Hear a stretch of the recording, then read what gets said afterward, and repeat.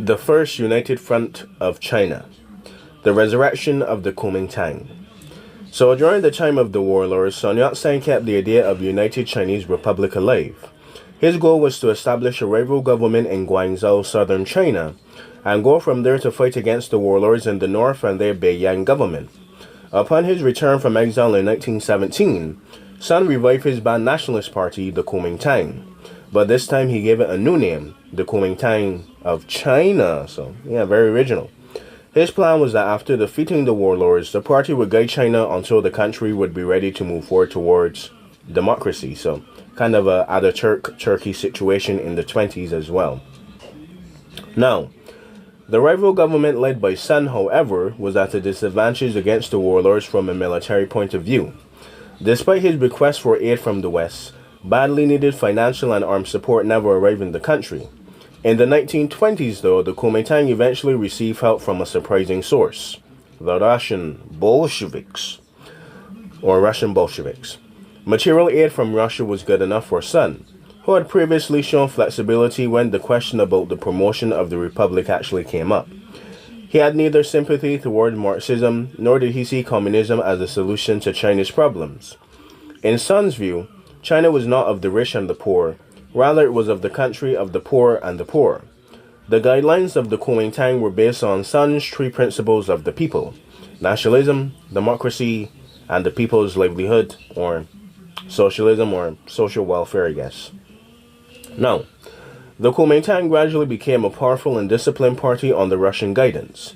The decisive factor was the Bolshevik assistance in the Kuomintang in the formation of its own army, the National Revolutionary Army. In order to train the army, the Wampiao Military Academy was established near Guangzhou, southern China. As its director, Sun appointed the loyal supporter Chiang Kai-shek, who will be important later, very later, was in charge of Wampiao. Financially, the Wampiao Military Academy operated with the support and the tutelage of the Soviet Union. The quality of the education was guaranteed by regularly visiting Russian officers of white and red, and these are factions, not actual white and red people. Many of the leaders of both the Kuomintang and the CCP graduated from the academy. Well, that rhymes, so let's see if we could do it again. The chief commander of the People's Liberation Army, or the PLA, Lin Biao, graduated from Wampiao. Okay, there we go. As did Zhou Enlai, who later became the premier of Communist China. Yeah, I can't do Zhou Enlai, so Communist China. Together against the warlords and the imperialists.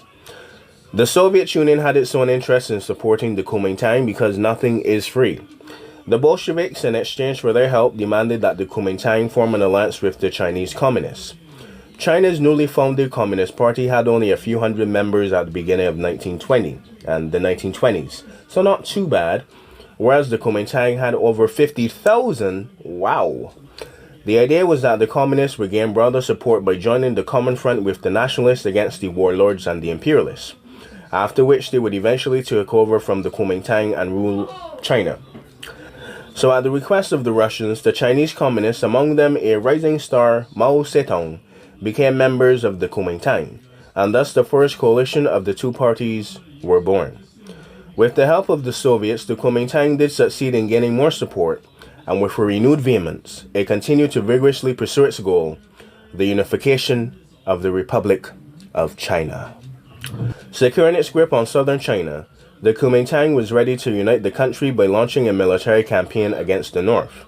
The coalition with the communists, however, was a forced union at best, held together only by their common enemies, the warlords and the imperialists, and Sun Yat-sen's tutelage. So after the death of Sun Yat-sen in 1925, cooperation began to weaken and pretty much go downhill from there. The fall of the First United Front, and maybe the beginnings of a new one, but not right now. The First United Front was formed so that the KMT and the CCP could join to strengthen China. The initial aim was to help defeat the warlord threat through the Northern Expedition of 1926 to 1928, and yes, I will do a video on that. But both parties actually held ulterior motives with this alliance. Interesting. The CCP formed it mainly so that they could spread communism within the KMT ranks and the members and through the countryside, while Chiang Kai-shek's aims were to control the Communist Party from the inside. Having said his name, He was also the main reason for the relationship to fall apart. Due to his desire to control the Communist Party from the inside and have control opposition, ultimately leading to the disintegration of the First United Front.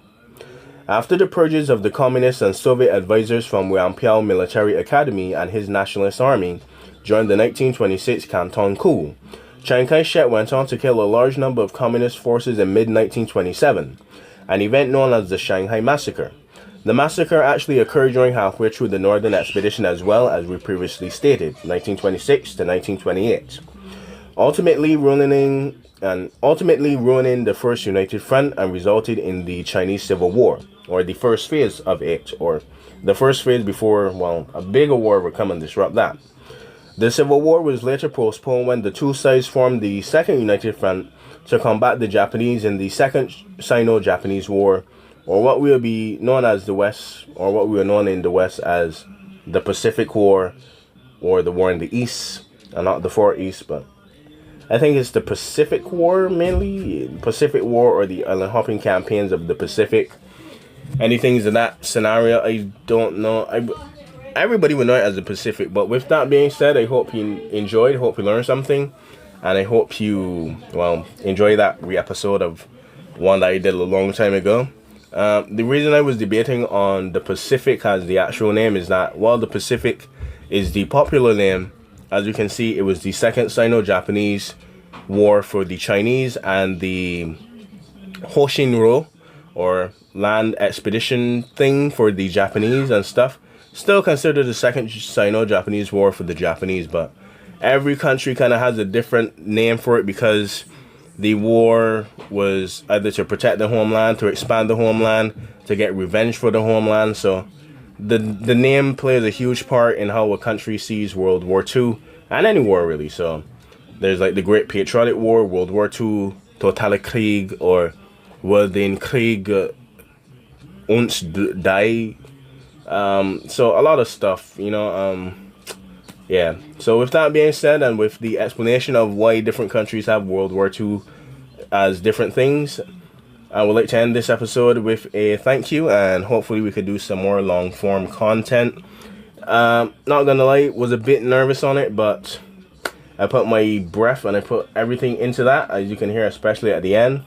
So with that being said, hope you enjoyed, and until next time, see you in the North, see you in the Pacific, might even see you in Africa or even Latin America. I could even be in Stan, or even be in Saudi Arabia or Afghanistan. Until next time, my friends, we'll see where the world takes us, and we'll see what I like to do next. I still think about merging the TikTok and YouTube, but it would be very experimental, and TikTok won't be promoting anything. There might even be TikTok exclusives, or might turn them into YouTube shorts, but they're not going to be actual videos. But anyway, ramble over. Thanks for watching all the way to the end. You could pretty much leave after the Second United Front Sino-Japanese War. With that being said, hope you enjoyed, hope you learned something, and until next time, bye bye.